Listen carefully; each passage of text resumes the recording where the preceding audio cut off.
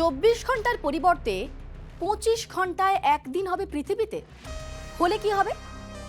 একদিনে 24 ঘন্টা আর ওই 24 ঘন্টায় একবার নিজের অক্ষের চারিদিকে ঘোরে পৃথিবী। কিন্তু একদিনে যদি 24 ঘন্টার পরিবর্তে 25 ঘন্টা হয়, অর্থাৎ দিনের দৈর্ঘ্য যদি আরো একটু বেড়ে যায়, শুনে মনে হতে পারে এ আবার কি কথা, এরকম হয় নাকি? এ তো বিজ্ঞানকে অস্বীকার করা। কিন্তু বিজ্ঞানীরাই বলছেন ভবিষ্যতে এমনও হতে পারে। ঠিক কি হতে পারে বলবো। আপনাদের সঙ্গে রয়েছি আমি অনিন্দিতা। 25 ঘন্টায় হতে পারে একদিন। বিজ্ঞানীরা বলছেন সেই সম্ভাবনা রয়েছে।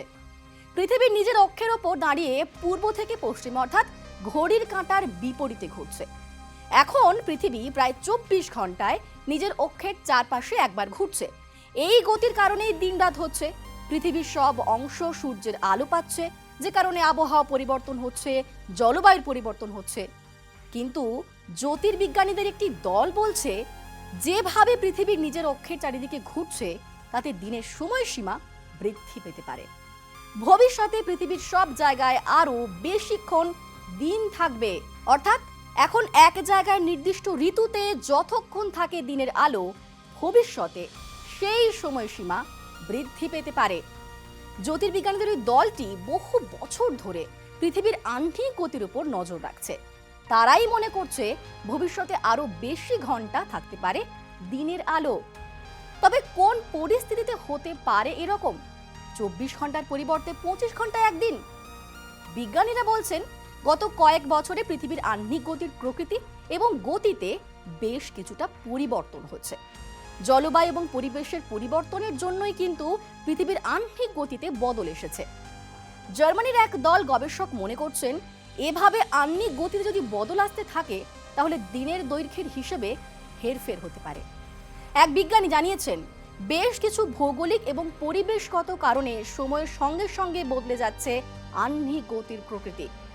রিং লেসার প্রযুক্তির মাধ্যমে আহ্নিক গতির পরিবর্তন লক্ষ্য করেছেন বিজ্ঞানীরা, এবং মাটির 20 ফুট গভীরে সেই যন্ত্রটি রাখা থাকে। বিজ্ঞানীরা এও বলছেন খুব শীঘ্রই যে 25 ঘন্টায় একদিন হবে এমন নয়, এরকম হতে বহু বছর সময় লাগবে। তবে যখন হবে তখন পৃথিবীর অনেকটা কাছে চলে আসবে চাঁদ। পৃথিবীতে স্থল এবং জলভাগের অবস্থান, মাত্রা, এর সবের ওপর কিন্তু নির্ভর করছে আহ্নিক গতি। তবে এর সবের ওঠা পড়ার কারণে ধীরে ধীরে বদল হতে পারে আহ্নিক গতি। তবে তা এখন হবে না, খুব দ্রুত হবে না, কয়েক কোটি বছর লাগতে পারে। বিজ্ঞানীরা মনে করছেন যে এক সময় 23 ঘন্টায় পৃথিবীতে একদিন হতো। সে ধরুন প্রায় কোটি কোটি বছর আগের কথা।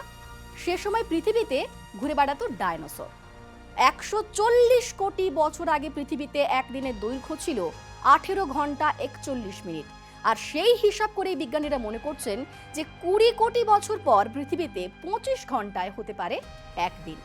24 ঘন্টা থেকে বৃদ্ধি পেতে পারে মেয়াদ। তবে তার প্রভাব কিন্তু পড়তে পারে পৃথিবীর আবহাওয়া থেকে শুরু করে পরিবেশ সকলের উপরেই। এই ভিডিওটি কেমন লাগলো অবশ্যই কমেন্ট সেকশনে কমেন্ট করে জানাবেন, এবং ভিডিওটি ভালো লাগলে শেয়ার করবেন। আর অবশ্যই নজর রাখুন নিউজ 18 বাংলায়।